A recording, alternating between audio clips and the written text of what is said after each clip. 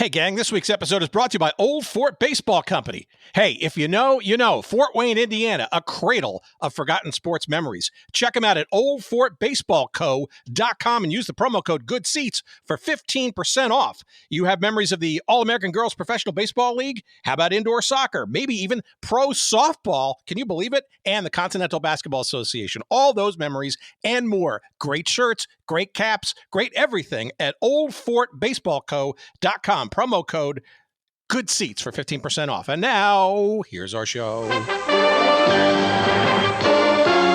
ABC Sports presents the 1985 World Series.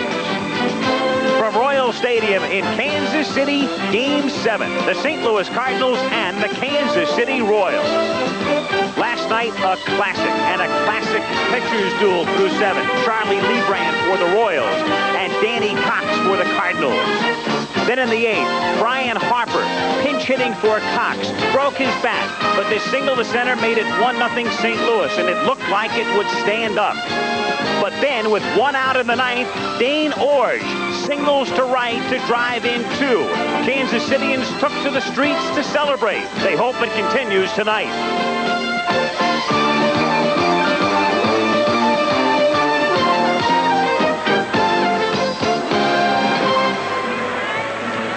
Another gorgeous night, temperature in the 60s. Let's review how we got here. Games 1 and 2 belong to St. Louis. They went back to Busch Stadium. In Game 3, Kansas City made it St. Louis 2 and KC 1. And then 2-1, Game 4, 3-0. It looked like the Cardinals were ready to clinch, but in Game 5, KC 1. And then the dramatic game last night in which Kansas City, with 2 in the 9th, beat St. Louis.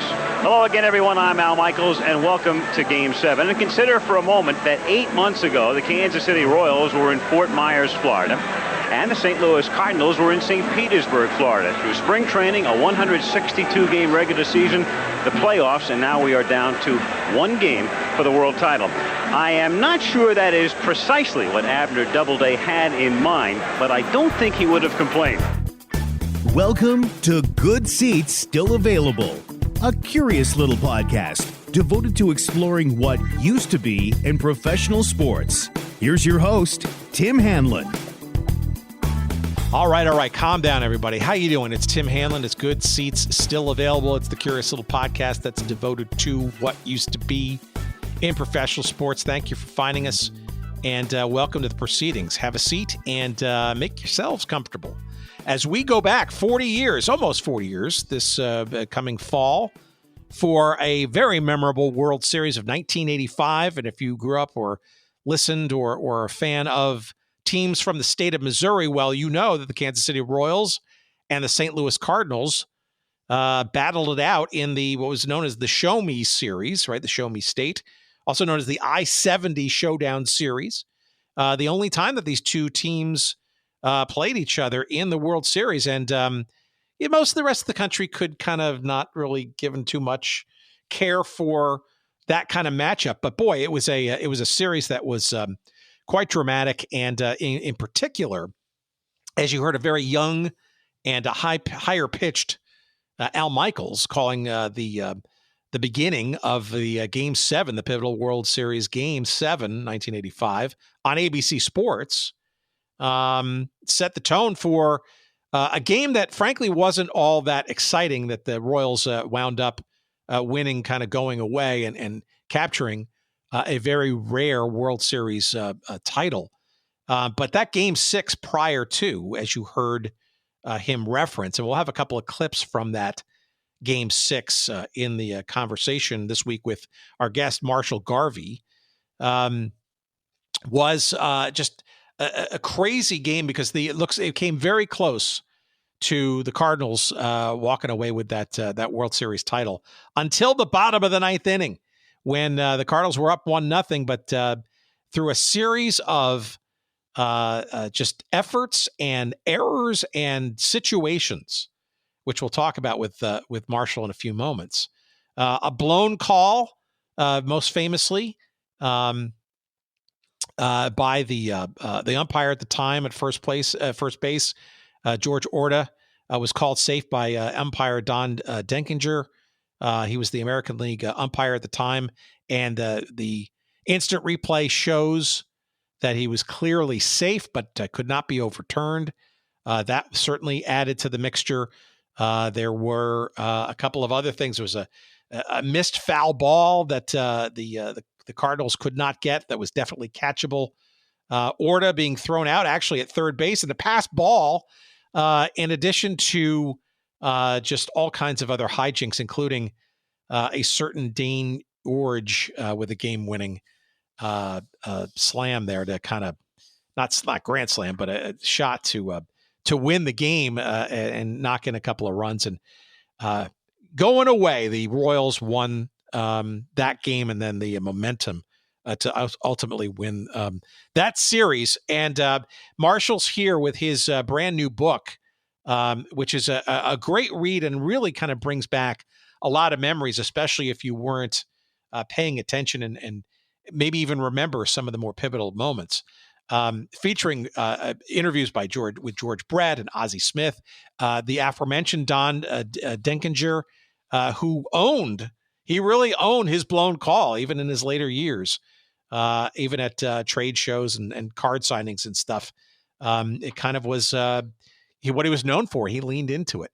The book that Marshall has out, it's called Interstate 85, The Royals, the Cardinals, and the Show Me World Series. And we don't usually kind of focus on particular years or teams in the sort of major leagues that are still around with us. But we thought this was unique enough because this was all about Missouri, all about these two cities in Missouri, these natural rivals to each other. And frankly, in 1985, this was before interleague play was a thing. So it was even more heightened and more unique. And we thought for sure it would be a good and welcomed conversation. And I know you'll enjoy it. It's coming up in a few moments' time. But again, the book is called Interstate 85. And you can, of course, find it wherever good books are found. But we'd love it if you go to our website at goodseatsstillavailable.com. Just search up this episode numbered, what is it now, 397? I think that's what it is, 397. I can't believe we've done that many. But you will be then whisked away. Sorry, it's at 394. Gosh, I've already, you know what? I've already done 397 and we just haven't released it yet. We just get mixed up sometimes because we record all these things sometimes out of order. 394, that's the episode you're looking for. And you'll find a convenient link to this book, courtesy of our friends at Amazon. You'll get it as quickly as humanly possible. And we'll get a couple of shekels of referral love when you do so. So we appreciate that very much. All right, let's not waste any more time. Let's get right to it. Here's our conversation that we had with Marshall Garvey, I don't know, a couple of weeks back. And again, this is a really interesting reminiscence of a very compelling World Series, which was, again, the Cardinals were this close in Game 6 to winning it all. And that sheer turn on a dime of that bottom of the ninth of that Game 6 really kind of changed the momentum and turned it all around for the Royals. And oddly, the same dynamic played out the next season when the Mets and the Red Sox had a pivotal Game 6. Different circumstances. Bill Buckner, anybody remember that?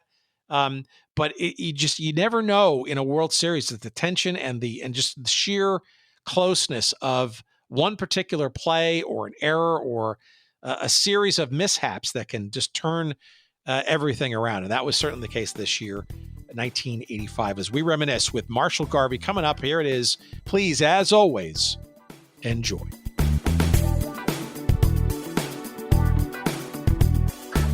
What is your adjunct to this story? What's your background and what's the allure and the impetus for you to kind of delve into this magical year if you're a baseball fan in Missouri?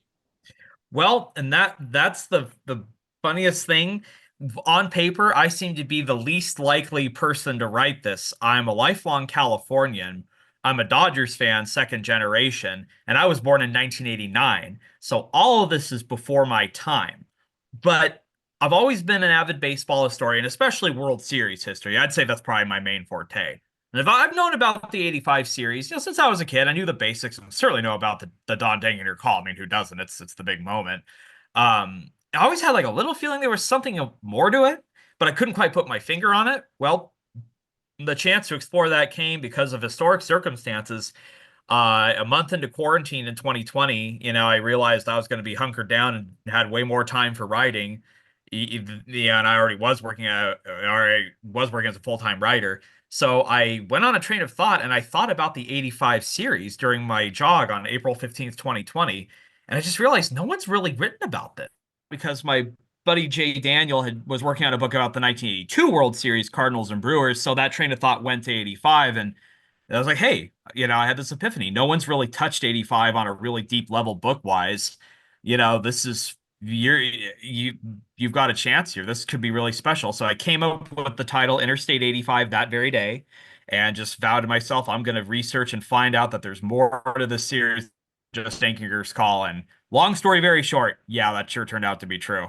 So, okay, but why 85 in particular, right? Just because it was absent of any real coverage, or did you get a sense that there was? I mean, obviously this is an odd series, not unlike, say, I guess it was 89 between the A's and San Francisco Giants, or a Subway Series in New York. It's rare, very rare. I don't think it's ever happened before, where these two in-state rivals in two different leagues are in the grand show. Right. Well, it like I said, I think part of what drew me to it was its odd legacy. First off, the provincial aspect of being all Missouri, that really captured my imagination. I love focusing on really specific places and time. That's one of my favorite things to do as a historian. But I think what really drew me to it was I honestly part of the controversy of the call. Like, people have just obsessed over the Denkinger call so much, especially in St. Louis, that it's like you don't really hear much about the rest of the series. It was a 7-game series with tons of great players between two powerhouse franchises, but all you ever hear about is Denkinger. And I just had a feeling, and maybe there was like a stigma to that, like because of the controversy over the call, people kind of drifted away from it. I didn't care for it as much. But I felt like the call just obscured all these great stories and moments. And the deeper I dove in my research and interviews, the more I found out. All right, I could do something odd here. Let's actually start with that call. That was in Game 6, I think, if I'm not mistaken. Yep. Maybe you could sort of set the tone about what was going on in the series at the time, what Game 6 was all about, and what specifically umpire's call there, Don Denkinger's call, a little setup of sort of what was going on and all that. Maybe we can radiate back as to how these two teams got there and all that stuff. Oh, for sure. Oh, I like going in non-chronological order. That actually fits that's my preference. So the stakes are, it's Game 6 of the World Series at Royal Stadium in Kansas City. The Cardinals are leading the series 3-2. They take a 1-0 lead in the top of the 8th on a pinch hit single by Brian Harper. And they're only in the bottom of the 9th. They're still up 1-0, 3 outs away from their 10th championship. Leadoff hitter is an aging Royals backup named George Orta. He comes in through a flurry of managerial maneuvering between both teams, and he finds himself facing Todd Worrell, heat-throwing rookie sensation for the Cardinals. Orta eventually taps a grounder to the right side that's clearly fielded in time to throw him out at first, except umpire Don Denkinger got way too close in his observation and didn't hear the pop of the ball and Orta's foot landing in succession because of crowd noise. So he called Orta safe.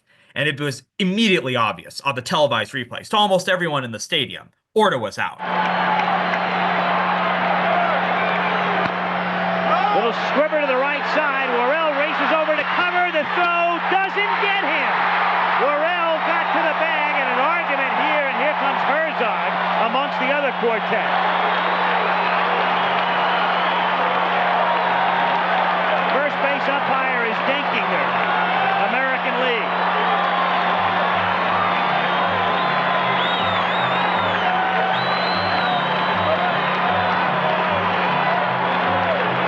This is spring training all over again. Any ball to the right side, you get there as quick as you can. I think he tries to go for the ball, and his argument is he gets the side of the bag. Looks like he's out. From that angle, let's take a look from this one. Again, Clark with the toss. Oh, yes.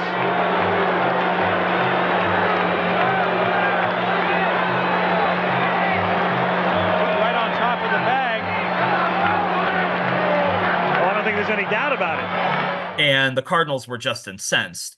But the reality was it was just the first moment. There after that was just a succession of clutch Royal moments and Cardinal miscues that ultimately ended with Dane Orge, who helped the Cardinals win the World Series in '82, hitting a walk-off single to lead to a Royals victory, and then they won Game 7 easily, and that was that. Here, signaling to the infielders as they align themselves here. Orge, a Cardinal in the 1982 World Series, and he had a terrific World Series. 5:49. The infield double play depth short and second, and up in the corners, and there it is visually for you. The play is if it's hit the first or third, you're coming home. You get the tying run. It's hit to the middle infielders. Most likely they'll try for two unless the only play they have is at the plate. Concepcion at third, Sundberg at second. And it's low, ball one. John Watson is the runner at first base, running for McRae. He's important too because a force play, there he is. A force at second could be a big play. And that's a looper hitting the right field for a base hit. Concepcion scores. Here comes Sundberg. Here's the throw. He scores. We go to a 7. Why was it not reversed? This is an interesting kind of dilemma. We've talked about this on a couple of other occasions. In particular, as we're recording this week, our episode with Dan Pastorini of the Houston Oilers, who was part of an infamous 1979 AFC football playoff championship game between the Oilers and the Steelers, where there was a touchdown that he threw to his wide receiver, who it was Mike Renfro, who clearly had 2 feet in bounds, and the replay confirmed that. But that was obviously before instant replay was anything close to being part of the proceedings officially. Why was he reluctant to make that call? I'm sure he conferred on it. And what was it seems like that was sort of the beginning of the end of that game for the Cardinals, and arguably maybe even for the series, that we almost turned the series. Well, so the reason it wasn't overturned was obviously the same thing. There was no instant replay system in Major League Baseball. That wouldn't come along. Like a very limited system started in 2008, and it wouldn't be expanded to include base calls until 2014. So even though the call was proven to be wrong, at the end of the day, that's just how baseball goes. Even if it's a bad call, the results, the call still stands. The results are still put in the books. That's just, that's just the nature of baseball. Denkinger, actually, that's really interesting. I now realize that Denkinger didn't really confer with anyone else, any of the other umpiring crew, because he got close enough. He was close enough to judge it, and it's true that it was a turning point, but it wasn't the only thing. For example, the next at bat, Steve Balboni of the Royals hit a pop-up that could have been easily caught by Jack Clark or Darrell Porter, and they both just let it drop. They weren't able to catch it, and that was a big break for the Royals. I feel like if the Cardinals get that out, then they can put the call behind them.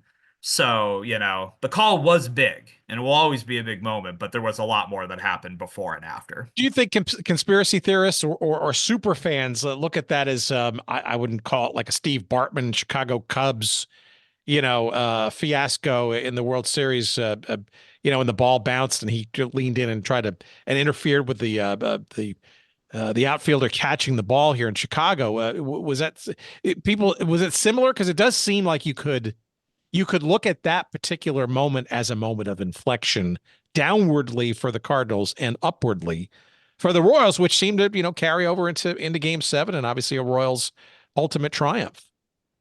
It's definitely an inflection point. And it definitely warrants comparison to Steve Bartman, the 2003 NLCS. Even just the following year, you have a similar deal in Game 6 of the '86 World Series, Bill Buckner's grounder. It's kind of funny how you find these inflection points and these guys get scapegoated. But again, I think in retrospect, it becomes really easy to situate it on that one moment. Same thing with Steve Bartman. Like the Cubs had plenty of chances after that, and they just came undone. Even like, or kind of another example, the 1978 World Series, Reggie Jackson infamously sticking his hip out to interfere with a play. The Dodgers got really upset over that, and they didn't really recover and collect themselves after that. So, it's complicated. There's no doubt Denkinger's call is decisive statistically, momentum wise, but like I said, there's always more than you remember. Well, I do know ABC had a bunch of different camera angles and stuff and played it pretty heavily. And it's, again, this is also, you also have to remember, this is partially why we do these little investigations, these little stories, these little conversations. This is a time before instant replay, not it was available certainly, but was certainly not incorporated into the actual officialness of the game until decades later. But as we said with Dan Pastorini, even though the NFL didn't start incorporating instant replay on any level in the actual officiating of the game until easily 10, maybe 15 years after that game in 1979, he and others basically are adamant that game started or sped up the conversation or even the consideration that it should be part of the game. And then it's also a reflection of how long it took. I mean, you mentioned earlier, right? It took almost 20 years for Major League Baseball to get in the act. Absolutely. And that's a really good comparison. You're mentioning that Steelers-Oilers game. I do think that even though it would still take a while, Denkinger's call, if that wasn't the beginning of people, and people were clamoring for instant replay in the immediate aftermath, but Commissioner Peter Ueberroth, refused to do so at the time. But I think the Denkinger call must have been either the start or a humongous escalation for talks of instant replay. Because in my time as a fan, obviously I'm younger, and 85 is before my time, but like as instant replay was coming up, and the debates would come, most people would say, myself included, hey, what about the Denkinger call in 85? Think about how decisive that is. And I think the final straw was Armando Galarraga's perfect game that wasn't in 2010. Also a missed call at first base. And I think once that happened, that sealed it. Like we gotta be able to overturn base calls. So one more question. One more question. We'll zoom out on the overall semantics and the bigger issues sort of surrounding these games and stuff in the series. My understanding is that that during that call, Whitey Herzog, who was the manager of the Cardinals at the time, he noticed that Peter Ueberroth, well, of course, because Peter Ueberroth at the time was the commissioner of baseball. He apparently had thought for a fleeting second to go over to Ueberroth and have him intervene and overrule the call, given the supposed obviousness of its incorrectness. But he didn't do it for some reason. And my understanding, I think this was in Herzog's biography, that if he had gone to Ueberroth and Ueberroth would not have done it, he would have taken the team off the field. So I don't know if you have heard any of those similar things, but again, that just adds to the drama of what was going on, and obviously the intensity of wanting that call to be overturned.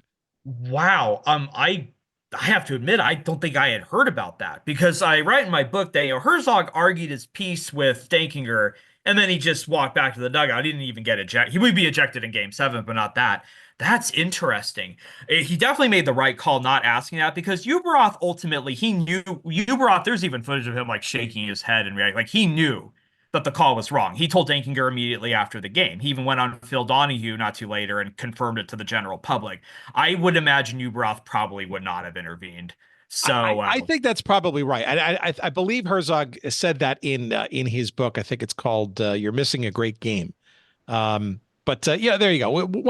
Every once in a while, we pull out a little factoid or remember it and bring it out and embarrass people who might not have read page 267 of a 500-page book. Tis not the goal here, but it's clear that a lot of people remember that moment in this series. But let's zoom out a little bit, right? So a couple of interesting things that sort of you could argue sort of emanated from that. Number one, Game 7, right? The series tied 3-3, going to Kansas City. Guess who's the home plate umpire for that game, right? So I'm sure I wasn't there, but I'm sure. Well, the game was at Kansas City, right? So there's probably a little more love there, but I'm sure the Cardinals were not enamored with the fact that he was going to be behind the plate for that game. Oh, yeah. No, in my book, I quote Whitey Herzog's foul-mouthed rants in the clubhouse to the press after Game 6, and he concluded like, no, we got that guy Denkinger behind home plate. We've got as much chance of winning as a monkey.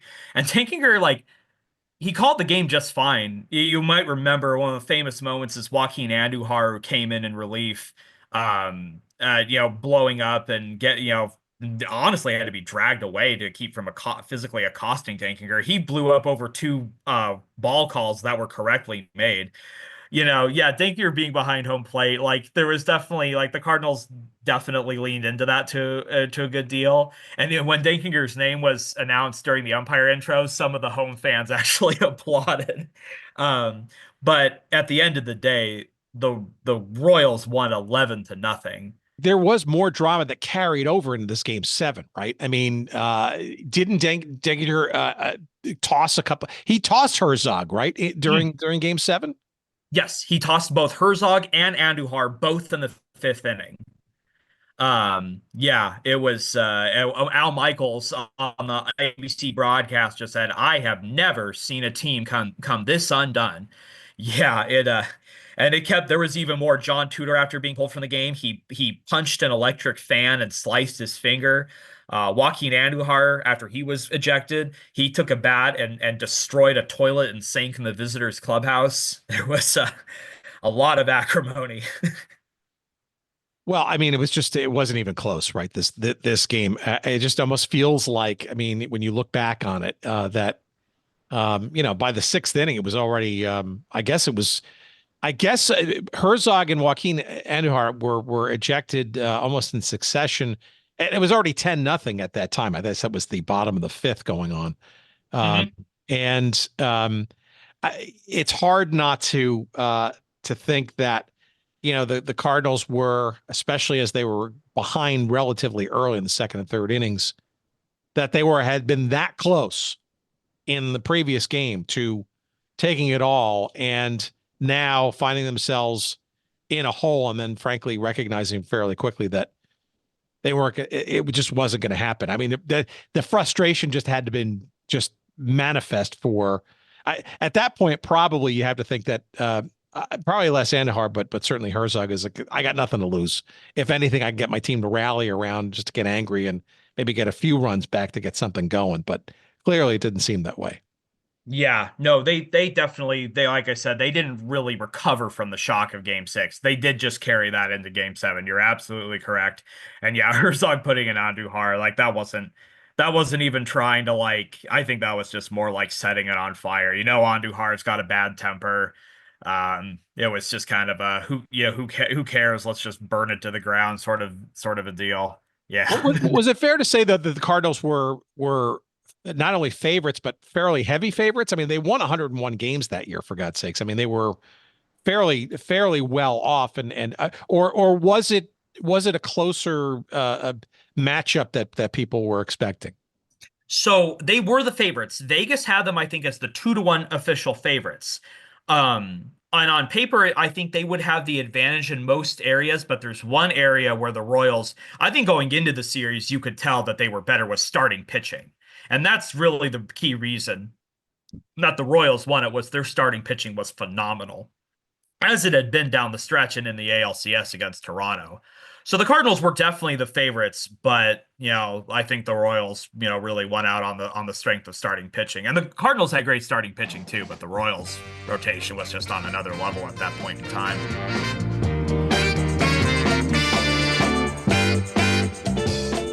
All right, what's this? Yes, the old Fort Wayne Baseball Company. Fort Wayne, Indiana. Hello. Well, I tell you, one of the great pleasures of doing this show is not only delving into the histories of professional teams that don't exist anymore, but also interacting with fans and finding and discovering new companies, not even new companies, old companies too, like the old Fort Wayne Baseball Company for that matter, who just share our love for these forgotten teams and leagues and the stories behind them, for goodness sakes. And at Old Fort Wayne Baseball Company, you're going to find great shirts and hats and sweatshirts and stickers and posters and prints and mugs, you name it, supporting and remembering some great franchises in forgotten sports history. For example, the All-American Girls Professional Baseball League, Fort Wayne Daisies, an iconic franchise in that iconic league. If you remember the late 70s and early 80s when professional slow pitch softball was a thing, how about the Fort Wayne Scouts and the then renamed Fort Wayne Huggy Bears? Commemorated in T-shirt and all kinds of other forms. The Fort Wayne Colored Giants, one of the oft-forgotten Negro League teams of the early years. All kinds of great stuff and then some. Heck, you're going to find stuff like the old Fort Wayne Flames of the American Indoor Soccer Association. Who could forget them? And how about the Fort Wayne Fury of the CBA? Yes, the Continental Basketball Association. All that and much, much more at the Old Fort Wayne Baseball Co. And you can check them out. It's oldfortbaseballco.com. Again, oldfortbaseballco.com, and use a promo code. Of course, we want to save you some bucks. Right there in the 260, yeah, that's the area code there. The promo code there is Good Seats, all one word, Good Seats, for 15% off all of your purchases at the Old Fort Wayne Baseball Company, and that's oldfortbaseballco.com. And the promo code Good Seats for 15% off. Our thanks to Logan Weaning and his friends at the Old Fort Wayne Baseball Company for their sponsorship of this here little show. And now back to our conversation.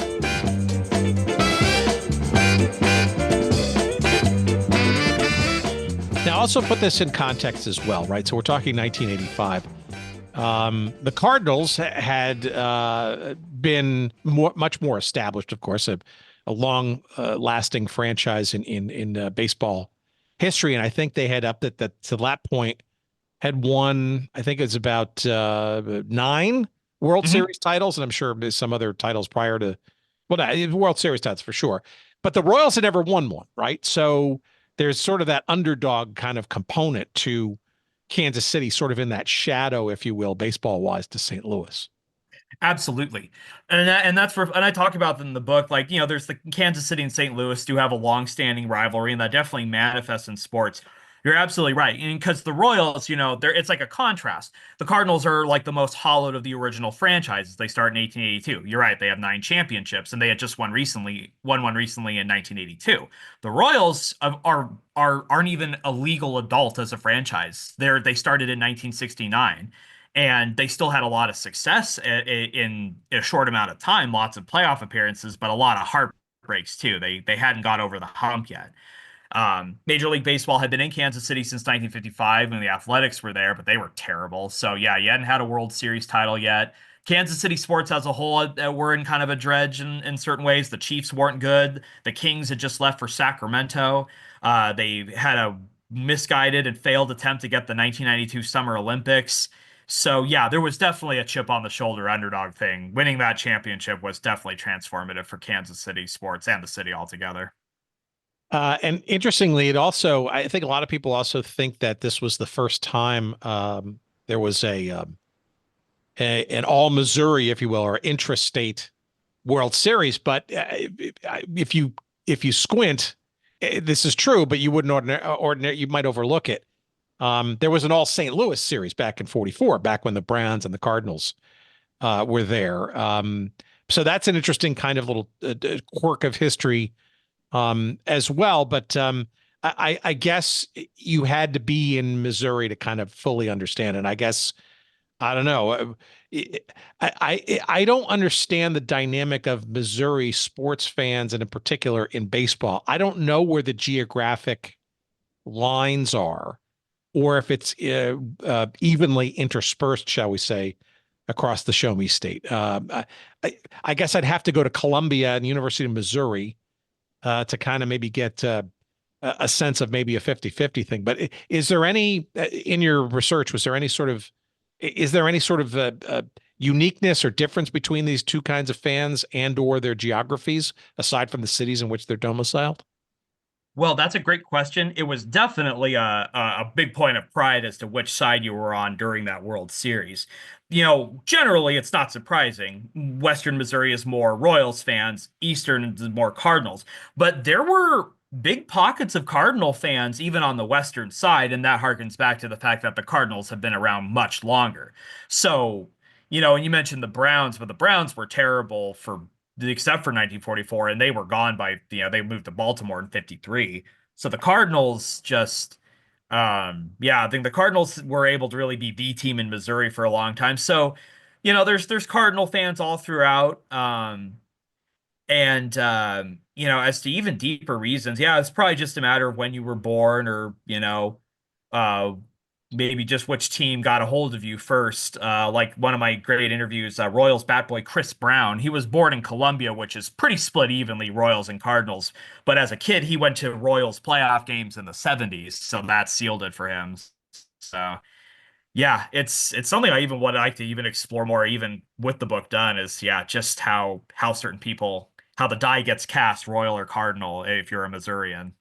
All right, I want to get to some of your approach to researching and putting this narrative together for this. But before I do that, I do want to ask you, or I just kind of recollect a bit that there was an added sort of part of the drama of this series too, maybe encapsulated or punctuated by this Game 6, late game incorrect call fireworks.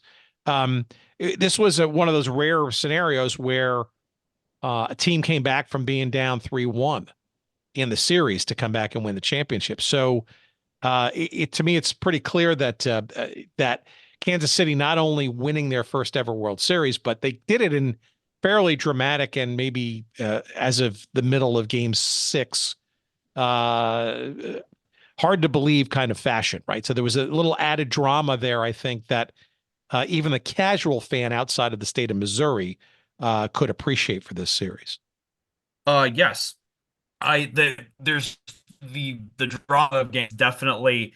It was a good antidote to what a lot of people were saying. There was a lot of reported, bi-coastal apathy. That's a pretty common thing for series that are super provincial, like people Certainly for TV ratings, right? Oh yeah. And there was even high viewership for Game 6. There's like 34 million that watched, and certainly the call definitely helped generate a lot more interest. And got a lot more eyeballs on it. Well, and always a Game 7, right? So the fact that spurred a Game 7, and obviously it wasn't much of a Game 7, but still, at least in the beginning, right? Always Game 7s are always, the casual fans are always there in bunches. Right. Absolutely. Yeah, no, the drama definitely helped gain it more attention, even if it was, very controversial. All right, so how do you approach this then? You're kind of an outsider to it. You had no dog in the hunt. You're not from Missouri. You didn't grow up there. You didn't have any sort of allegiances. How do you go about trying to kind of reconstruct this? I got to think video and audio, but you're also looking at interviews and stuff. And how do you do? What's the narrative? Your narrative approach, aside from doing it chronologically, which is pretty obvious, or is chronologically the best way to get the most drama out of the series in book form? So obviously the book leads chronologically, but I wrote it non-chronologically. I actually felt that was the best way to go about it, particularly because I had such an intricate array of sources. I had my 27 interviews that I conducted, and I had to draw together details from books, newspapers, magazines, documentaries, original TV broadcasts. And putting those details in wouldn't necessarily always go in a chronological way. So I kind of bounced around as I saw fit. If one chapter was flowing, I'd focus on that. And then by figuring out that and using certain sources for that, I would thus figure out how to do this chapter before. So yeah, non-chronological was the key. That's I really embraced that more than ever writing this book, and that ultimately helped pull it together pretty coherently. And were players accommodating? Were reporters, or were there people that you really would have liked to have talked to that you didn't get to? Um, Oh, oh gosh, all 27 interviews, I interviewed players, I interviewed Don Denkinger himself, I interviewed like family members and whatnot. I even interviewed Royals Cohn or Avern Fogelman by email, like a whole variety of people. Every single subject was accommodating and very eager. Now I had a feeling too, because this series has been so neglected for so long, and they've been sitting on these stories for such a long time, they'd be excited to talk. Yeah, and there were some interviews like God, I only got like 4 outright rejections. A few, I tried, I just didn't get a hold of him. But the 27 I got just turned out to be perfect. And then I mean, I got George Brett, I got Ozzie Smith, I got Don Denkinger, I got Bud Black. I got among many others. I'm beyond thrilled with the combination of interviews I got in the end. do you do you sense that Cardinals fans of that time feel like they were robbed? Do they still feel that? Oh yeah. Oh, they at the time and even 40 years later, that's still a deep grudge in St. Louis. Yeah, that they definitely latched on to that narrative, that they were robbed by the Dankinger call. Even though and there are also be ones that don't quite lean into that and they'll admit they should have won it anyway, or they might point to other things like Vince Coleman getting injured in the NLCS and he was thus unavailable for the World Series. If you've got Vince Coleman, I think they win it with him. There's just there's a lot of factors. So the grudge is there. It's still there, but it's actually kind of funny. I saw a kinship as a Dodgers fan. We have our similar thing with 2017 World Series, with the Astros cheating, but I mean that's a whole other subject. That's a whole other episode of book itself. But like they should have won. They really could say Dodgers should have won that anyway. So it's like I can say that on the level. Like it's tempting to do a victim thing and blame it, but I think at the end of the day, if you have your chance to win anyway, you should do it. But overall, yeah, no, that the Dankinger grudge might always be there in St. Louis for all we know. And on the Royal side, though, is there a feeling perhaps that they at that point, and frankly, since largely they haven't had a whole ton of World Series or playoff, success kind of since then, with a few exceptions, that they were maybe a team of destiny, given just the sheer, desperation that they found themselves in a couple of times in the lead up. I mean, I know they won a game 7 in, I think it was the league championship series against Toronto. You mentioned it. Mm-hmm. They were down 3-1 there. And the same feat in the World Series. I think even in the World Series, they even lost their first 2 games at home. Mm-hmm. So it seems like they dug some ditches for themselves, yet they came back and conquered. A lot of times, especially in today's modern broadcasting, the quick slap of a label of team of destiny would probably be apt. Do people think that perhaps it was just a fait accompli, that they were just a kind of a destined to win at that point? Oh, absolutely. I think Royals fans definitely feel that way, and they should feel that way because I think you just described it perfectly. The Royals team, and add to that the regular season, like they were down 7.5 games behind the Angels in the AL West at the All-Star break, and they came all the way back. They had 10 walk-off wins during the regular season, and then obviously get that one in Game 6 of the World Series. They're the first team and only team to date to have 2 3-1 series comebacks in the same playoffs. I think team of destiny, even if it's a term that can get bandied about a lot, the 85 Royals are like absolutely a great example of that. They just kept finding ways, and even with certain odds, you just can't be surprised that they pulled it off one more time in the end. Yeah, and I think it's also, you have to remember too, and we hinted at it before. I mean, largely through the mid 70s until this time when they won the World Series in 85. I mean, they were largely a regular presence in the playoffs. And you have to remember too that the playoffs back in those days, right, was much more limited. There were no wild cards and all that kind of stuff, right? They were in the American League Championship Series about 4 or 5 times, I think, during that period of time. They lost the World Series in 80, 4-2. They had lost the ALCS the year before in '84. So it's not like these were George Brett and management of Dick Hauser and these are this is not a team that was a flash in the pan by any means. This was arguably building up for some time and relatively quickly after they had shown up to clean up the mess that the A's had left prior. Absolutely. And that's another reason why it's not surprising that they pulled it together in 85. You're right. They were all in the playoffs almost every single year for a full decade, 1976 through 85. When you have a team that's that consistent, and you can even look at like recent powerhouses like the Dodgers or the Astros. It's like if you are that consistent, you're in the playoffs every year or close, and you develop and draft players and scout and you've got like it's probably just a matter of when, not if, it comes together for a championship. You're right. And on the other hand, you got a flash in the pan like both of the Marlins champions and 97 and 03. So yeah, that's another reason why I think there was an era of destiny in 85. The Royals had already been there a lot. They proved they could get to a World Series in 80, got the Yankee monkey off their backs, and then in 85, yeah, it like I said, it all just came together. You mentioned that you did interview Don Denkinger, who passed away in, I think it was 2023, so fairly recently. Mm-hmm.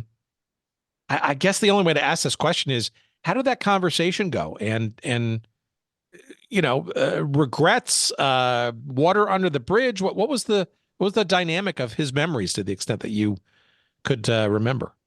Oh, the conversation was an absolute delight. I interviewed him on Valentine's Day 2021 by phone. He was joined by his wife, Gail, and two of their daughters, Denise and Dana. I actually leaned more on kind of unique other questions, like how did he meet Gail? How did he get into umpiring and things like that? We did talk about the call, but, try to tailor it more to other things. So, yeah, the conversation went really sweet. And as far as the call, like, I don't think he really had any regrets. He really learned to embrace it. And I talk about this in the book, especially chapter 11. He learned that the call wasn't going to be forgotten. It had taken on a life of its own, and he lived with it. He would join Cardinal and Royal reunions. He would sign memorabilia saying, oops, Don Denkinger, like a photo of him and Worrell and Orta. He embraced it. It's obviously like he shouldn't have been, I really don't think he should have been scapegoated to the extent that he was. Even Ricky Horton of the Cardinals said that when I interviewed him. But Don embraced it with class, and he had fun with it, and I respect him for that. Yeah, he kind of leaned into it, right? But it's also interesting too, though, that in the immediate aftermath, he had some real threats against his life, even, right? Wasn't the FBI even involved? Yes, you are right. 1987, he got his most heinous threat, and it was suspected of coming from a Cardinals fan and an eccentric building contractor named Harold Kalasek, who was at Game 6 in person. And it was a note that was like, I know where you are. I see you. And if I see you with my 357 Magnum, I'll blow you away. Yeah, Denkinger contacted the FBI and, to get that handled. And it didn't even really, those threats and hate mail didn't even really subside until his next umpire World Series assignment in 1991. So, yeah, like some of them crossed the line, but eventually that, the threats died down. And as the years went by, he leaned into the call and living with it more than ever. Yeah, that's kind of, I don't know if I could do that. But Right. then he also, it wasn't like his career was over. I mean, he was crew chief for a whole bunch of other series, including the World Series in 91. So, and a couple of championship series amidst that. So it's just kind of interesting. And I guess, it takes to compartmentalize that, especially having been so threatened. You wonder about the psyche of, I guess an umpire is used to that because they don't always make popular calls. Exactly. Yeah. I think that umpires, they know that their fans will heckle them. They know that they'll get calls wrong here or there. And Don was a great umpire. He was one of the most respected umpires of his era, and the call obviously changed his legacy. But I think, like you said, if he was able to withstand it, he kept umpiring in the majors until 1998. So yeah, he really, he judged a lot of history. He even he even got to be an umpire for two perfect games, Len Barker in 1981 and Kenny Rogers in 1994. So I think he knew how to live with the call, but also like just keep going on as an umpire and doing his job well. I got to imagine in your research, how could you not rely on game coverage, both audio and video, to the extent that it was available to you? Was there anything about sort of the broadcasts in either of those formats that either stood out to you, or that you learned about, or perhaps maybe even altered your thinking of something, perhaps based on research that you've done prior to seeing the actual footage and the coverage of the game and stuff, the games? Oh, well, first off, that is a brilliant question. And I'm glad because that I can say there's two major things that I learned paying attention to broadcasting. First off, so ABC Sports broadcast the 85 World Series, and the team that called it was Al Michaels, Jim Palmer, and Tim McCarver. Not only did they do a marvelous job calling all 7 games, and that made watching the broadcast and doing my research a lot easier, there's also it also has to be praised for a certain absence. And I wrote about this in chapter 5. Howard Cosell was going to be part of the announcing team, but he got kicked out from fired from the assignment because he wrote a controversial book that was published in September, and and a lot of people were happy about that. There were even signs on Interstate 70 in Missouri saying like "to hell with Cosell."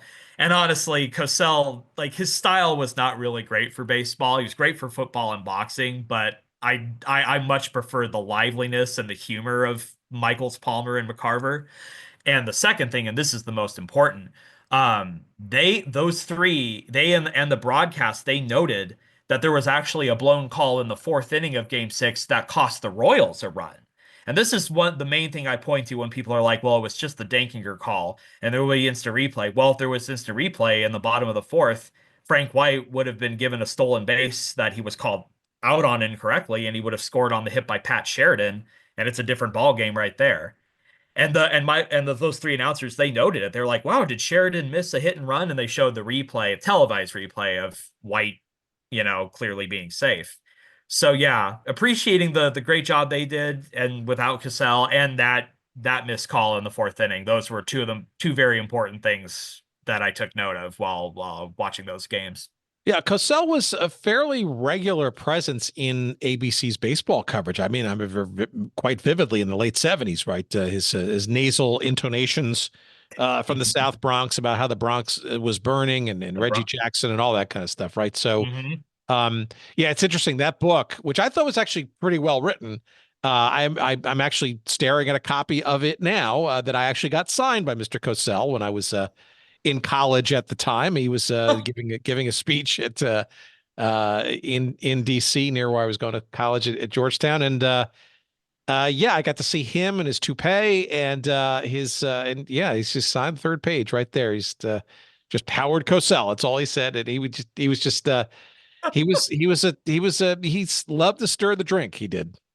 He did. That's so great. You have a signed copy of "I Never Played the Game." That's a distinction right there. Yeah, I don't know if it's anything worth bragging about, but there you go. So my great listeners out there, go ahead. I urge you to up me one with your own signatures from Cosell, I guess. I don't know. But he didn't hold back in that book, and it's clear. I mean, and that's what made it interesting. It made him interesting, right? He just, he had sort of these. And I know this is not a conversation about Howard Cosell, but he had this understanding not only of intelligence, and he knew the games that were being played both on the field and, if you will, off the field.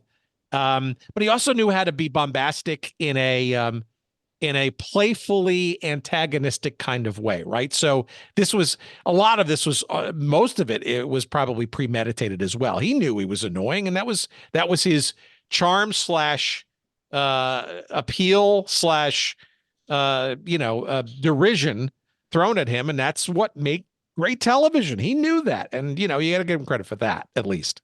Oh, for sure. Yeah, no question. Yeah, that's part of what made him great. I didn't mean to sound disrespectful. I do just think overall, at least for that series, and maybe just because I ended up watching those games, I rewatched those all 7 games like so much. I just preferred ultimately, I think the lighthearted banter was the right the right tone for the series. Yeah, and But I think true. you're right too. Baseball has so many gaps during the course of a typical game, right? That there needs to be a lot of fill in there, right? And with somebody like Cosell is very good. Traditionally, it'd be very good at sort of being somewhat pithily bombastic, in between plays like an NFL game and that kind of stuff, or in boxing or whatever it might have been. It was radio or the audio broadcasts part of your mix as well, or did you just rely on the TV side? That's a really good question. It was just TV. It was the same for the LCS. Cardinals versus Dodgers, Royals versus Blue Jays. It really was just TV broadcasts. I felt that was enough. I didn't really need to seek out radio broadcasts. One big exception, of course, is Ozzie Smith's home run, walk-off home run in Game 5 of the NLCS. Televised, that's Vince Scully and Joe Garagiola. But everyone, especially Cardinals fans, remember the radio broadcast of Jack Buck saying, "Go crazy, folks, go crazy." So I, of course, described that. But overall, except for "go crazy," no, I just stuck with TV broadcasts and announcers. It's also interesting too that the legendary Jack Buck was the lead voice on the CBS radio broadcast. They had the national radio rights for many, many years, along with Sparky Anderson doing the color, and that KMOX, which is the flagship station in St. Louis, still is, I believe. They basically simulcasted the CBS broadcast because of Buck's status as their voice, right? So it was kind of folly for them to even consider doing their own local broadcast. Obviously, they had a local broadcast going on in Kansas City and Topeka and in the Wichita area. But that's just interesting that here he is, the national voice, just happens to be also the voice of one of the teams that are playing and stuff. But what great homage, right? A great deference, right, to such a legendary broadcaster. We can't compete with that. Why should we? Exactly. Yeah. You really, you're not gonna come up with a better situation than Jack Buck. Best to just pay deference to him. All right, so tell me then, sort of let the little cul-de-sac this. What did you learn about this pursuing this series that maybe you didn't know about before? And what would you sort of say is maybe some of the aftermath or legacy? Is there any things that should be remembered that perhaps haven't been, or that were consequential about this series, and frankly, maybe to convince people to go back onto YouTube and watch this series in toto, because it was so interesting on so many different levels? Well, that's a really moving question for me, because I would say that there's more to appreciate about the series, more that I learned that I could convey in one setting. Like, obviously, lots of great behind the scenes stories revealed through interviews and what have you. But I'd also say, going back, for those who want to revisit this series and watch all the games, just appreciate all these really special moments. For example, the first and to date only immaculate inning in MLB playoff history. Danny Jackson of the Royals threw that in Game 5. Or just the fun moments. Darryl Motley in Game 7 of the Royals, hitting a ball just foul, shuffling out of the box like Carlton Fisk, but it goes foul. And then on the next pitch, he gets a home run to the same area and his hands shooting up in jubilation. I would say just appreciate all the little details of each game. And especially as it builds up to the drama of Game 6 with the call and the orange walk-off. I learned so much about both franchises, and I appreciate the Royals and Cardinals on a deeper level than ever.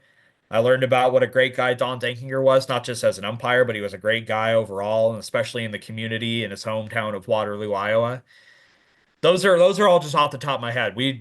This book really entailed a lot, and a lot of beautiful things that I learned, and it's more than I can say one setting, but off the top of my head, those are the first few things. And yeah, there's a lot more, and I definitely encourage everyone not only read the book, but definitely rewatch the games and look into the history even further. It was a very special moment in time. Yeah, I think World Series uniquely have really compelling backstories. At least they used to. I would say maybe this is just me getting older, or just the sheer explosion of competition for people's attention these days versus, say, you mentioned it before, the 25, 30 million people that were watching on average this series on television. I mean, those numbers are just it's relatively impossible to get that kind of common viewership aside from a major event like the Super Bowl and that kind of stuff, and certainly not the World Series anymore.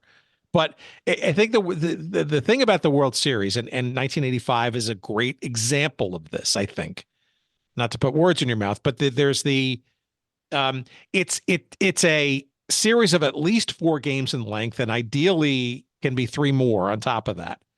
That allows for storylines to kind of be explored and breathe and allow various gaps in the game to allow for various smaller little stories or idiosyncrasies to sort of pop up or that kind of stuff. Unlike, say, a compressed 1-game championship soccer match or Super Bowl and that kind of stuff. And, this to me feels, and again, I grew up in the New York area. I live in Chicago now. No vested interest in the state of Missouri per se, or the 2 cities competing, or these 2 clubs per se. But I did watch this, even though I was still in college. I did watch it because it was still the friggin' World Series, right? And some of the storylines that we talked about, right? The relative underdog status of the Royals, especially when they were down in both the championship series as well as early down in the World Series, right? That became a bit of an edge, right, for the casual fan, in this case for me. The drama of a blown call or 2, those kinds of things, plus the fact that you had much less competition for television, especially in prime time at that time. I guess what I'm trying to get at is, and I love your commentary on it as we kind of wrap up here. I guess it's sort of part of an era that maybe doesn't kind of really exist anymore. And this is just a quintessential example of, the World Series in all its essence. Absolutely. That's a really beautiful way of summing it all up. I think that is true. I definitely agree that, especially since the series went the distance, the full 7, the way the story was structured, and like you said, certain narratives were able to breathe and gestate and then ultimately find resolution in games 6 and 7. But I also think part of why I love 85 and why I was drawn to it is, I think you summed it up. It's just a great moment in time that I don't think you would really have again today. Not that you couldn't have, another amazing World Series or even the best World Series ever in today's game. But yeah, just given how baseball was a lot more popular back then, and you're right, TV viewing and how you consume sports was different. There was just maybe more eyes on it, greater appreciation for it, and that's part of what makes it special, and still compels 40 years later.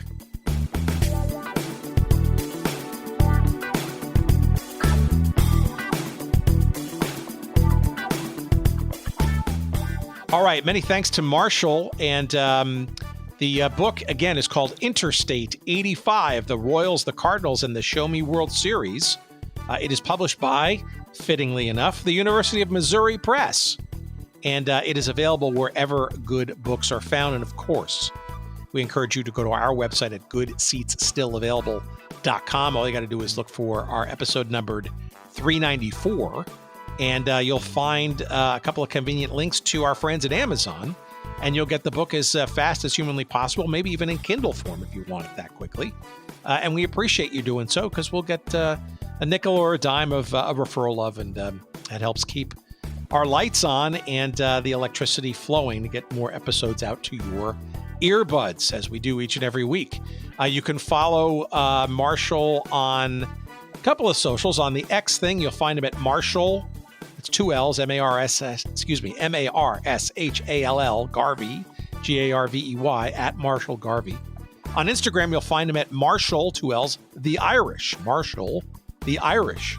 And on the web, you can find him and his portfolio and all that kind of stuff at Marshall, 2 L's, P as in Paul, Garvey, MarshallPGarvey.com. And we encourage you to check out his other writings and doings. Check out our website again at goodseatsavailable.com. That's where we put all of our episodes. If you don't already subscribe or follow us on your favorite podcast feed /catcher, player, whatever that is, By all means, when you do that, make sure you give us some love and a couple of good reviews. We appreciate that. That helps the algorithm find other people like you that might be interested. Check out our merch section on the site. A lot of great wares there from our great sponsors. And of course, you can follow us on the socials as well. We're most active on Blue Sky. You'll find us at goodseatsstillavailable.com. You'll find us on X at goodseatsstill. And you'll find us just about everywhere else at Good Seats Still Available, including, by the way, YouTube, where we also post, he says, these episodes.